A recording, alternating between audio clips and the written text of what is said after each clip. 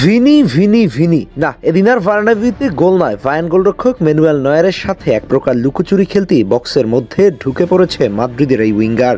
কিন্তু নয়ারের জালি ধরা পড়ল মাদ্রিদ এবং ব্রাজিলের সবচেয়ে বড় নাম ভিনিসিয়াস। এটা কি করলেন ভিনি?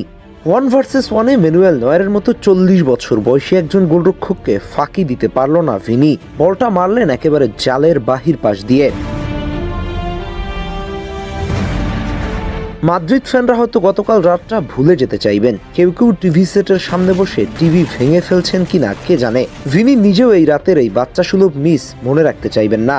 হয়তো মাঠে বেশি চিল্লাচিল্লি করতে গিয়ে নিজের উপরেই নিজে বেশি প্রেশার ক্রিয়েট করছেন ভিনি, যার ফলস্বরূপ বাচ্চা সুলভ মিসের বলি হলো মাদ্রিদ। এই মিসটা শুধু একটা সুযোগ নষ্ট না, এটা যেন পুরো ম্যাচের ছন্দটাই ভেঙে দিল। যেখান থেকে গোল করা ছিল প্রায় নিশ্চিত, সেখানে এমন এক বাচ্চা সুলভ সিদ্ধান্ত যা দেখে অবাক না হয়ে উপায় নেই। ভিনি যেভাবে বলটা হ্যান্ডেল করলো মনে হচ্ছিল যেন চাপের কাছে পুরোপুরি ভেঙে পড়েছে।